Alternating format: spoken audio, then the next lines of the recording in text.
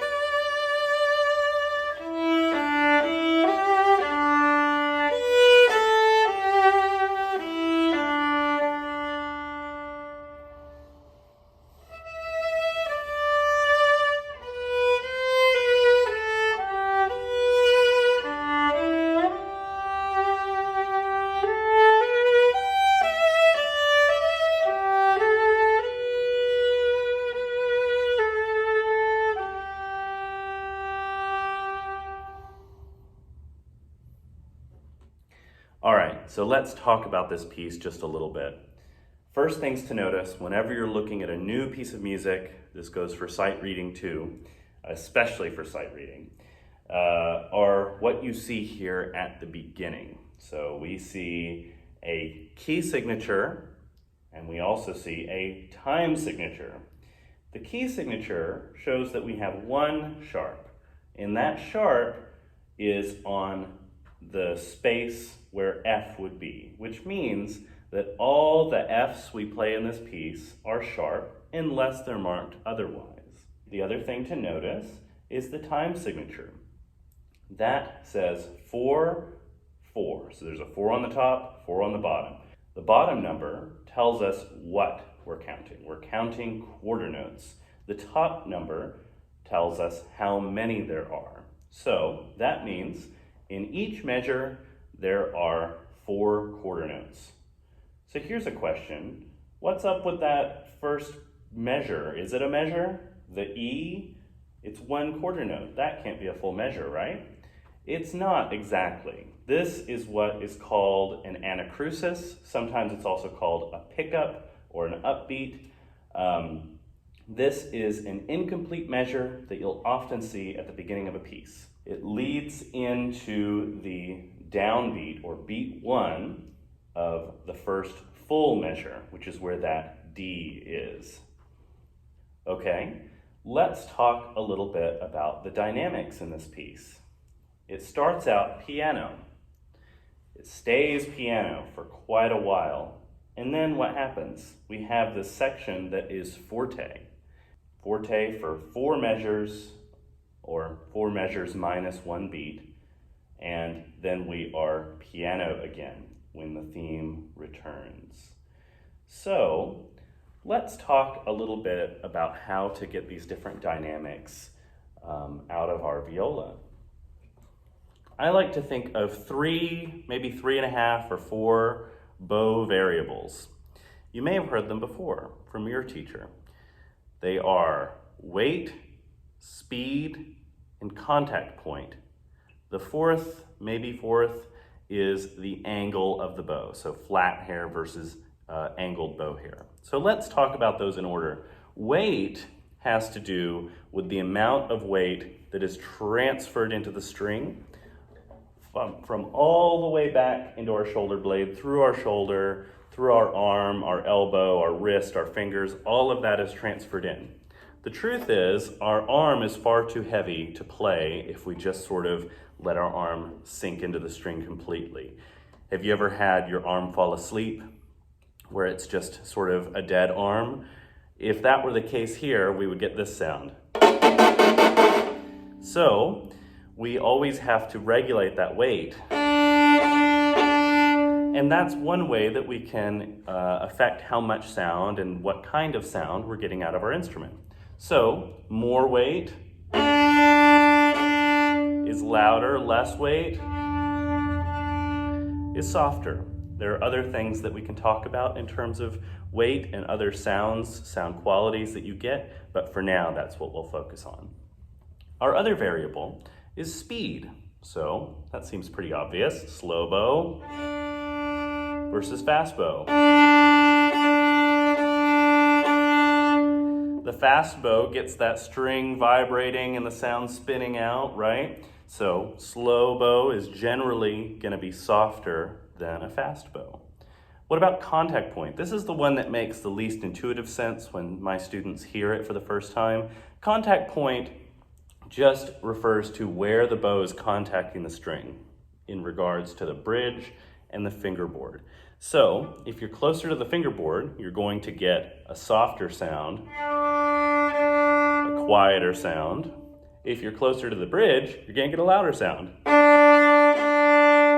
You want to be careful though, because if you get too close to the bridge, like let's say you get to that forte section and you put your bow right on the bridge, you're going to get a little bit of a airy, sort of creepy sounding effect. It's what's called sol ponticello. This is probably not what you want here. You're going to want a full forte sound. You're not going to necessarily want some sort of extended technique or effect going on. So keep in mind that there is such a thing as too close to the bridge. All right, so let's talk a little bit about the bowing here. One thing that's not marked that you're probably going to want to mark, in fact, I have my pencil here, I'm going to mark it now, is that first E should be an up bow. So the first E, that pickup, anacrusis, whatever you want to call it, is an up bow.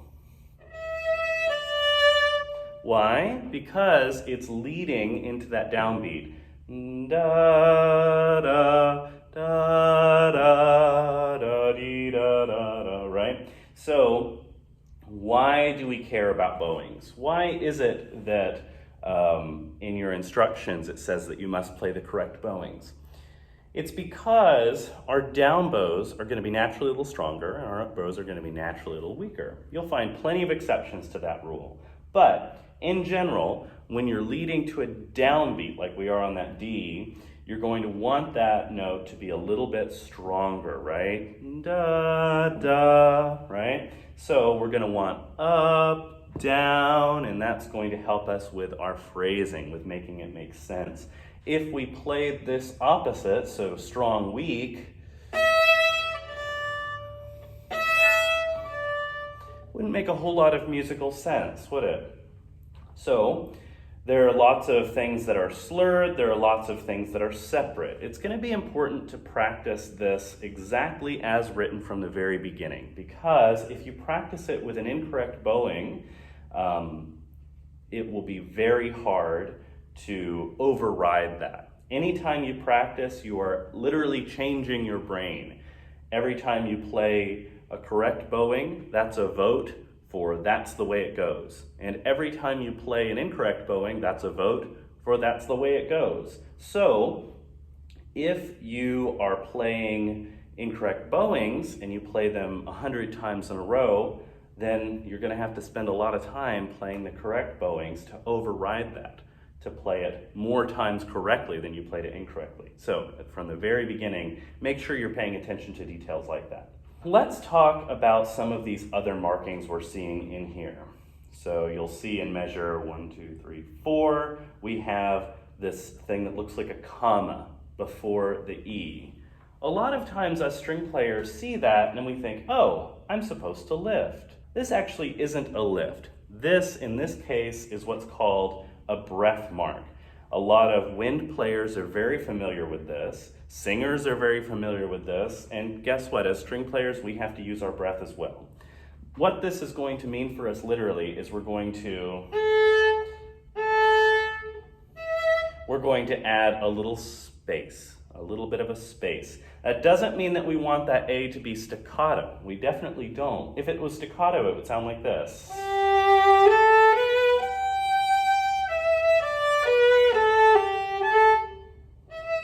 That's not very nice, is it? So we want it to have a little space while still allowing that note to taper, okay?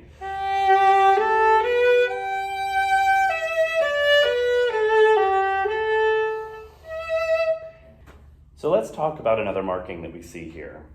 This is at the end of the fourth measure on the second line. We have these two lines after that D, right?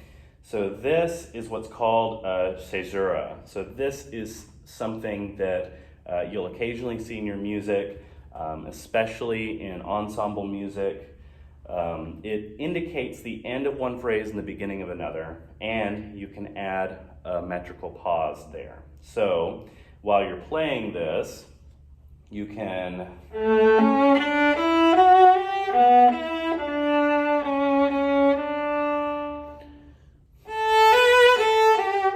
have a little pause there to end one phrase and begin the next phrase, okay? So let's talk about two other markings we have here that we have not yet discussed. It's the marking with the curved line and the dot right under it. You have two of them, one on the third line and one at the very end of the piece. This is what's called a fermata. This fermata is going to give you free license in some ways to extend a note. Now, generally, you're not going to want to turn it into 6 beats or anything like that. Usually, it's best practice to extend it by about 1.5 beats or 2 beats. But the truth is that you don't have to be exactly metronomic with it. The judges or the teachers listening are not going to be counting the subdivisions of that fermata.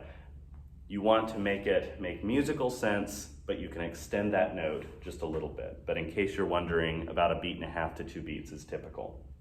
So let's take a look at that fermata in line 3. So I'll start at the beginning of the new phrase at the forte.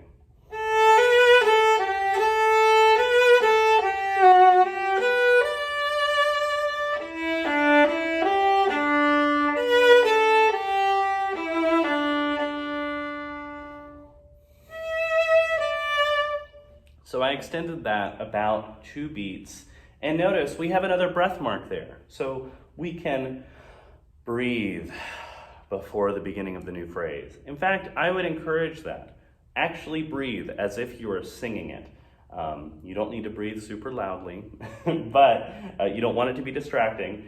But I think you should breathe as if you are using your breath. So often us string players hold our breath, and it doesn't make for great phrasing oftentimes. Let's look at the fermata at the end. So we have...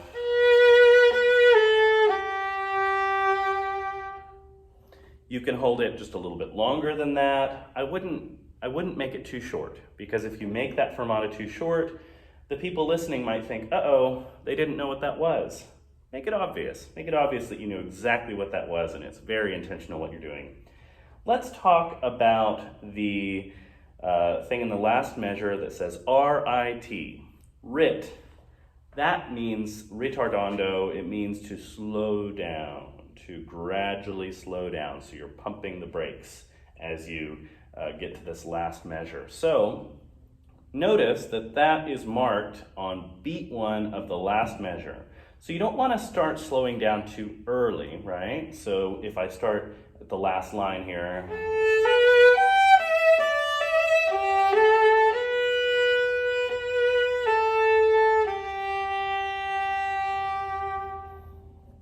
so that's also going to make the fermata seem a little bit longer because it's gradually slowing down as you continue through that last measure.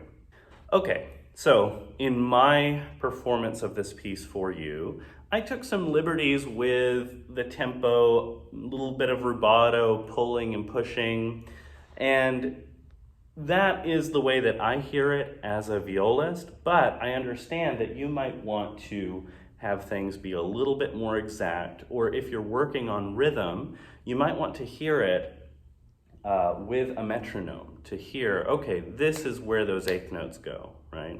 So I'm gonna try playing this with a metronome.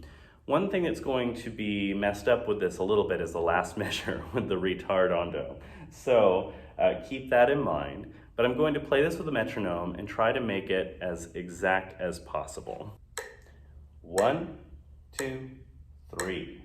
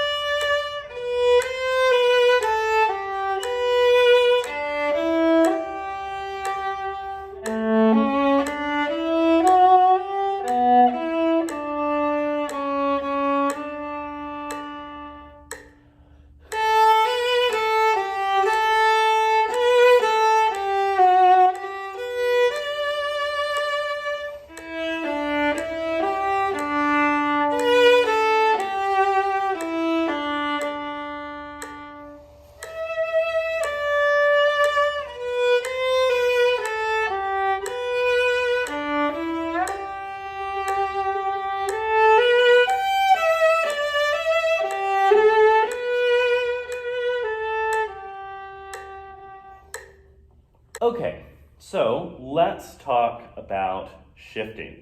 That's what this piece is about in the first place. That's why it was assigned for all region and all state.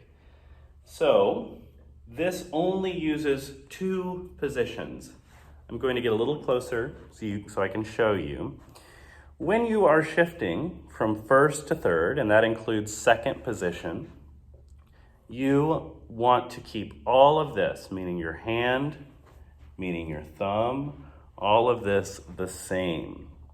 All that happens is this moves here. So you have this closing, very slight closing of the inside of your elbow there, right?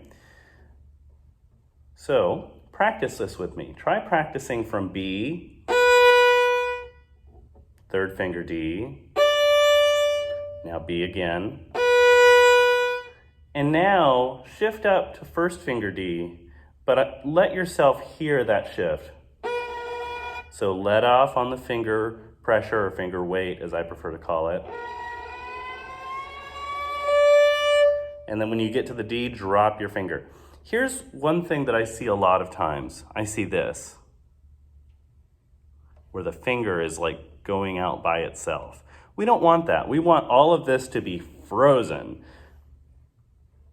And all that's happening is it's moving. So imagine that it's a train on the train tracks, right? So you don't see a train on the train tracks, the cars moving independently. They're just going, right? So that's the same thing your fingers are doing. They're just along for the ride, okay? So that is the main principle you're going to be using when shifting from first to third and third to first. And when you use second, you should use second, by the way. Not here, but in general.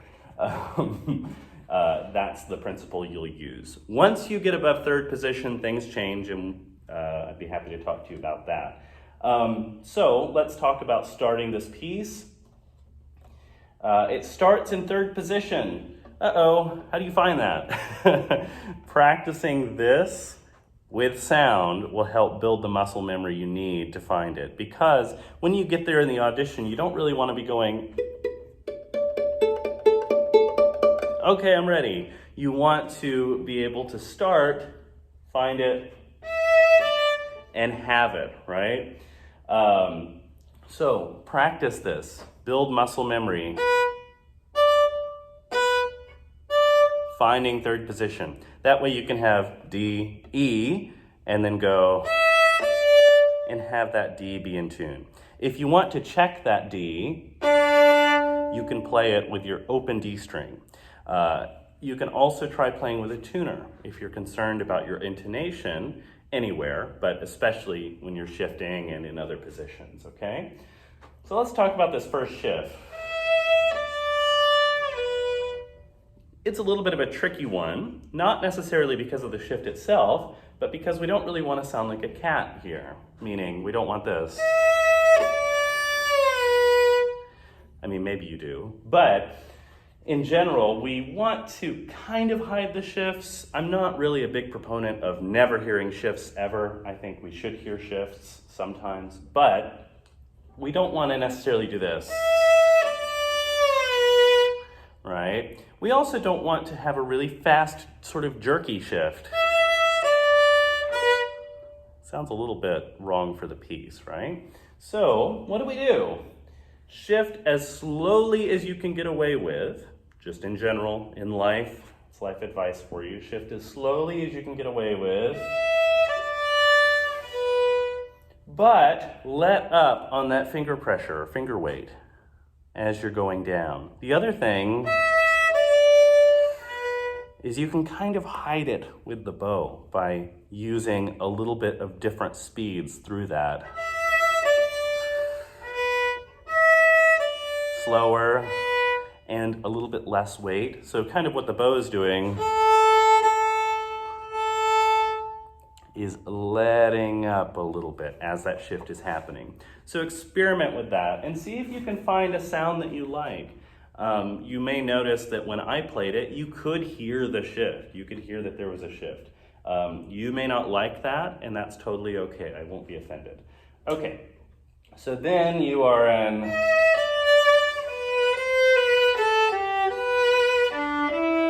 Here's another shift. This is our first to third shift, the one we're going to practice a lot. 4. Remember, this is a half step in the hand. We don't want this. We don't want a G sharp there because it's not in the key signature, right? So you're in third position and you are crossing strings. When you're in position, you want to keep your fingers down as much as possible so that you can hold on to where you are. In any position, the fingers behind the scenes, behind the other fingers, are what is giving you support, is what's giving you security, okay? Shifts keep happening, same thing. Do keep in mind that we have a C sharp on the third measure of the second line.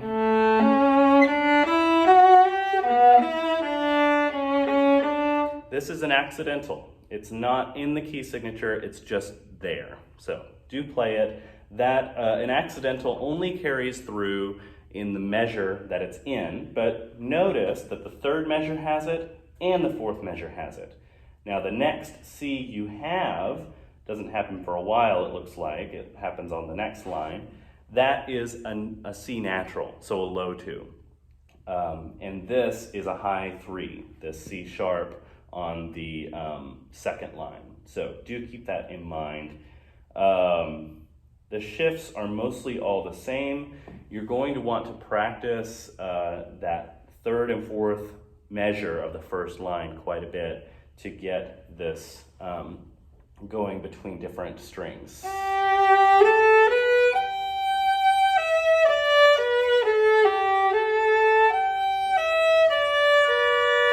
You can even try playing the double stop, so I'll show you what I did there.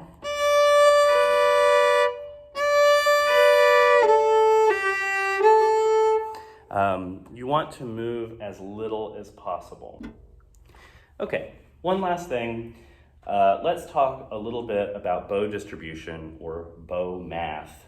We have some things here, for example, just the beginning.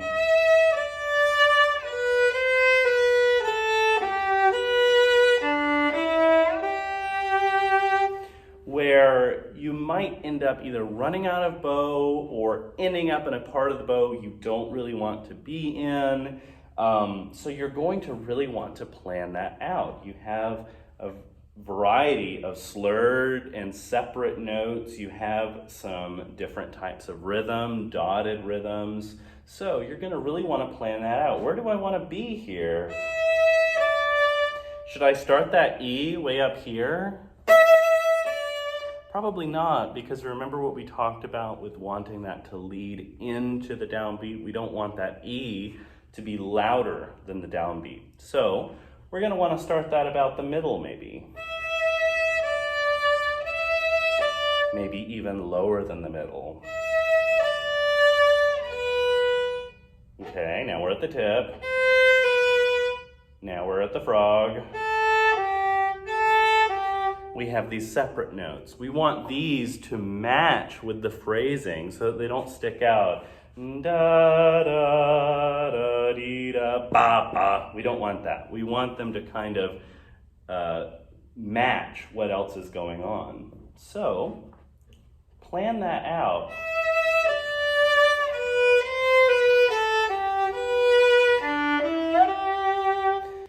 Also, a good exercise is to just use open strings.